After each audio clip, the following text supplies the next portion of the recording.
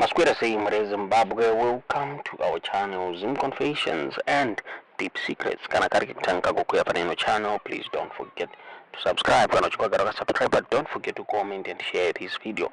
Nasi Zimbabwe takigirai ya buditswa na Jeff Judah, one of the political activists we are Buddha achitaura about masadak demos ari kurongwa muri Zimbabwe. Abuda achitaura matactics avari kuronga kushandisa muri Zimbabwe in order to counter the police. Tikade kuwesta nguva inoti mungonzwa maaudios ataura naJeff Judah mwambadzo zvamurifunga pamusoro penyaya iyi mucomment section. Kutaura kwatiri kuita polisi yapa warning to whoever achapinda mustreet achiprotesta muri Zimbabwe. Zvanzi they are going to make sure that the law will take its course. Ndofunga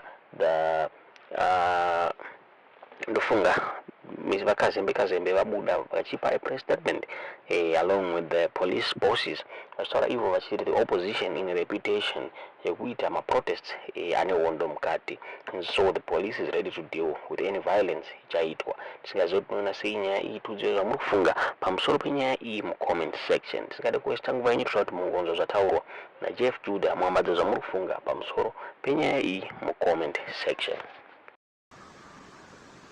Mburi yeZimbabwe, it looks like most of the people, although vakanzwa shoko rekuti national shut down, vanhu vazhinji vanenge vasiri kunzwisisa pamusoro pestrategy, to the point yekuti munozonzwa ichinzi vamwe vari kwamurehwa uko vadziviswa windi for ED because vakaenda kuno protesta vakabata zvimaplacards, zvimapepa, zvimabhana. Aiwa, handi muri kuona mani, ndo pandirakakuudzai ndichiti, for example kwamurehwa apa handi matonzwa zviri kutaurwa panews kuti Nashville Phiri uyu wechairman wokwamurehwa ndiye chairman womawindi for ED kokoko. Phiri uyu ana Phiri Manyasarandi.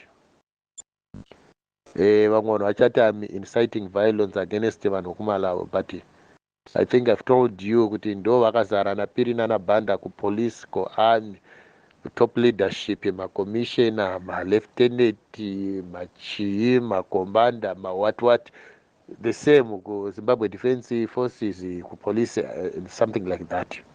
All right. Trikuti makada kufamba muchisimudza maplacards, zvimapepa nezvimabhana, munokuwara kurohwa nemanyasarandi aya. Takati operation yenyu inonzi shut down, to shut the country down, hazviitwe zuva rakacheka nyika. Munoita usiku, kuchera migwagwa, kupisa zvese zvinopisika, mashopu, masupermarket, magaraji, mabhazi anotakura vanhu, mota dzinotakura vanhu, zvinhu zvese chamunongoona chemunhu weZANU-PF, satellite. Musavhunduke.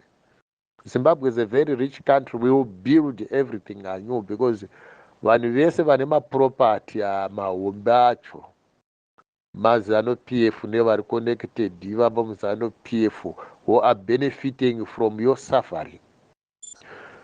Vamwe vari kuti toda kuti tigomira kuti tigonzwa kuti zvadi be active, be ready. Vamwe vari kumirira kuti hadzi toda kutanga tatsvaga gurupu patinofamba tiri guru mwandira.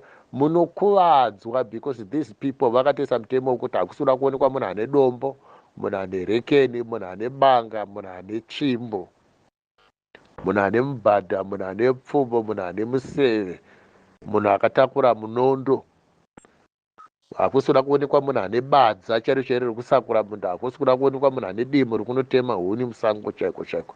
So you can actually see that they are trying to clamp down. They want to clamp it down every way of revolt. Saka imimi operator usiku muri 334422, even uru 1. Amen. I want to tell you something. Inini, I work best alone. But it is more advisable that Mite muri 22, muri 3344. Don't make your number too big unless you trust each other better. But instead of doing up to number 8, don't increase your number to 8, 9, 10. Makada number yenyu yasvika ikoko, divide yourself. Don't be more than 7 people in a group. When you want to do something, don't be more than 7. Don't be more than 7. Do your things your own way. Mapurisa ari kufamba usiku, bvisai maziso nerekeni. Munhu ngaagadzikwe bhaudhi, nati nerekeni musoro. Paanoenda kuchipatara anoswana kuzvipatara hakuna manesi, kuzvipatara hakuna mushonga. Then they shall come to understand kuti ZANU-PF yakatiisa pama1. Kana uchirova nerekeni usarove pachipfuva, rova musoro. Aidha ucharova ziso, muno, kana kuti uchabvisa munhu zino nebhaudhi. So ndiri kukurudzirai, kana uchikanda tsvimbo usarove makumbo, rova musoro chete iwe. Kana uchikanda pfumo, robaya musoro. Kana uchikanda mbada, kana uchikanda demo, kanda musoro chaimo chaimo. Savhundutsirwe. Vanhu veZANU-PF vakajaira ivo kurova vanhu vasingarohwe bheki. Uri kupaura manje, vakajaira ivo kuuraya vanhu ivo vasingaurawe. Makada kuvauraya anobva ati aiwa zviri kunze kwemutemo kuti uraya vanhu hakubvumirwe, ndatitaurirane. Aiwa handizvo. Vakajaira kuti vanouya usiko kutsemura zenyambama. Iwe ndiwe unofanira kukumbira ruregerero. So I want to teach you something. Your enemy will never understand you better until you learn kuti akakutsemura mbama, muparadzi musoro asara asina musoro one time. Vanhu vese vazviona. Vanhu vobvunza kuti kudi zvonzi akamurova nembama saka akabva mudambura musoro. Then vanhu veZANU-PF, they will learn to respect you, to run away from you. They won't interfere with you. That is the way forward.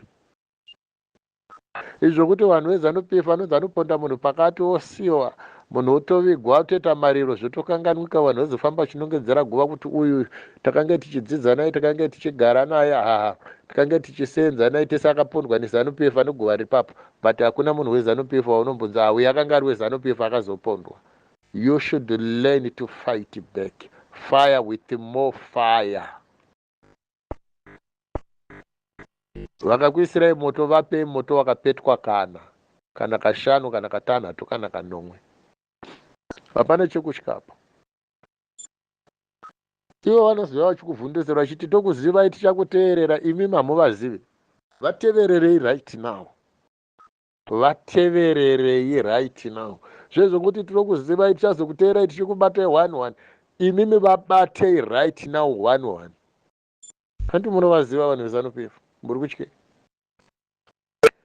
Now the first thing about ZANU-PF, chinoita kuti tikunde ZANU-PF ndechekuti ZANU-PF yakatuka Mwari wekudenga, yakatuka imimi vanhu, yakauraya vanhu, yakabira vanhu, yakanyepa, yakanyengedza, yakaita ZANU-PF yakaita maconvenant akawanda esatanism, vakaita satanism, maritual akawanda emashiripiti nemasaramusi. So kana muchirwa nevanhu ivava, Mwari anokupa simba risingaiti, because they are the enemies of God. Chakaita kuti David akunde Goliath hakusi kuti David anga ane simba. Yakanga iri nhau yekuti maPhilistines nana Goliath vakanga vane tsika yekutuka Mwari nekupractice satanism. So David achiuya akatarisana Goliath, akatozviziva kuti munhu wese akarwa naMwari, akatuka Mwari, akashora Mwari, munhu wese anoita zvesatanism, ukamira wakatarisana naye feya uchirwisana naye, unomupunza. Ndo zvinhu zvakaita kuti Goliath adone. So I give you this assurance without doubt that anything you do against ZANU-PF, you are the winner.